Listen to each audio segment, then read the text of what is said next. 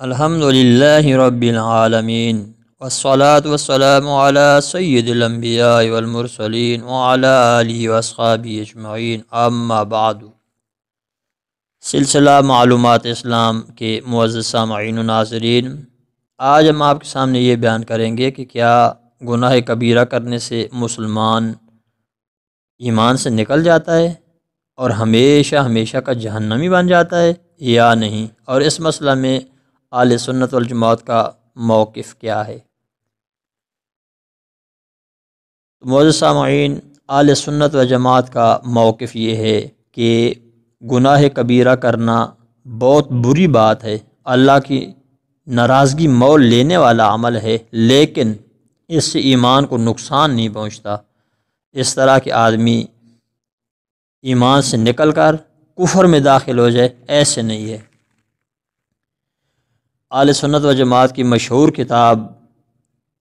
شرح العقائد نصفیہ میں ہے اور اس کی شرح میں بھی ہے کہ وَالْكَبِيرَةُ لَا تُخْرِجُ الْعَبْدَ الْمُؤْمِنَ مِنَ الْإِيمَانِ وَلَا تُدْخِلُهُ فِي الْكُفْرِ وَاللَّهُ تَعَالَى لَا يَغْفِرُ أَن يُشْرَكَ بِهِ وَيَغْفِرُ مَا دُونَ ذَلِكَ لِمَن يَشَاءُ مِنَ الصَّغَائِرِ وَالْكَبَائِرِ، یعنی گناہ کبیرہ ایمان والے بندے کو ایمان سے نکال کر کفر میں نہیں داخل کرتا، اور اللہ تعالیٰ کا فرمان ہے کہ اللہ تعالیٰ شرک یعنی کفر کے علاوہ جتنے بھی گناہ ہیں، خواہ و صغیرہ ہیں یا کبیرہ ہیں، ان کی بخشش فرما دے گا۔ اور شرح عقائد نصفی کی عبارت میں ہے اِنَّ مُرْتَكِبَ الْكَبِيرَةِ لَيْسَ بِكَافِرٍ وَالْإِجْمَاعُ الْمُنْعَقَدُ عَلَى ذَلِكَ عَلَى مَا مَرَّ، یعنی جس شخص نے گناہ کبیرہ کیا وہ گناہ کبیرہ کرنے سے کافر نہیں ہو گیا، اور اجماع اسی پر منعقد ہے۔ اور یہ بھی فرمایا وَأَهْلُ الْكَبَائِرِ مِنَ الْمُؤْمِنِينَ لَا يُخَلَّدُونَ فِي النَّارِ، کہ کبیرہ گناہ والے دوزخ میں ہمیشہ نہیں رکھے جائیں گے۔ اور شرح عقائد نصفیہ میں یہ بھی موجود ہے وَأَهْلُ الْكَبَائِرِ مِنَ الْمُؤْمِنِينَ لَا يُخْلَدُونَ فِي النَّارِ وَإِن مَاتُوا مِنْ غَيْرِ تَوْبَةٍ لِقَوْلِهِ فَمَن يَعْمَلْ مِثْقَالَ ذَرَّةٍ خَيْرًا يَرَهُ،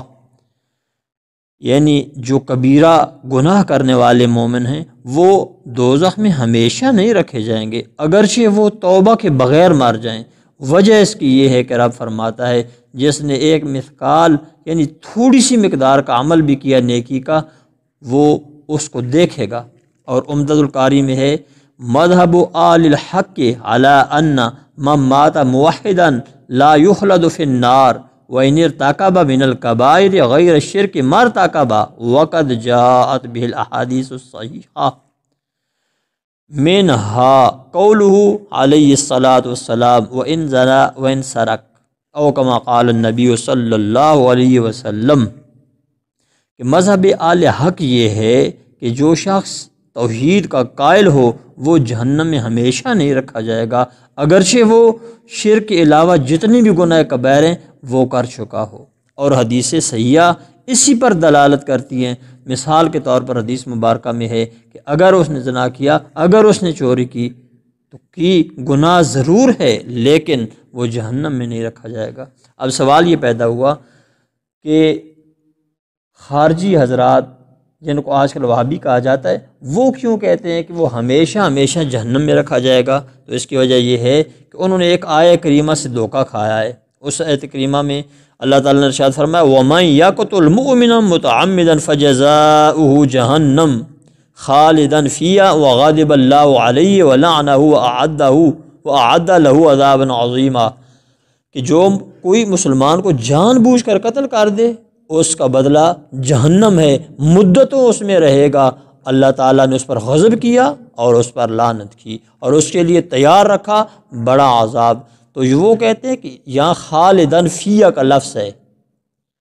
خالدن فیہ کا لفظ اس سے انہوں نے یہ سمجھا کہ ہمیشہ ہمیشہ جس طرح جنتی جنت میں رہیں گے اور دوزخی دوزخ میں رہیں گے، اس طرح یہ کبیرہ گناہ والا بھی خالدن فیہ کی وجہ سے ہمیشہ ہمیشہ جہنم میں رہے گا۔ تو یہ ان کی فہم کی غلطی ہے۔ صحیح معنی اس آیت مبارکہ کا یہ ہے کہ جس نے مومن کو قتل کیا اور اس قتل کو حلال سمجھا، وہ شخص ہمیشہ ہمیشہ جہنم میں رکھا جائے گا۔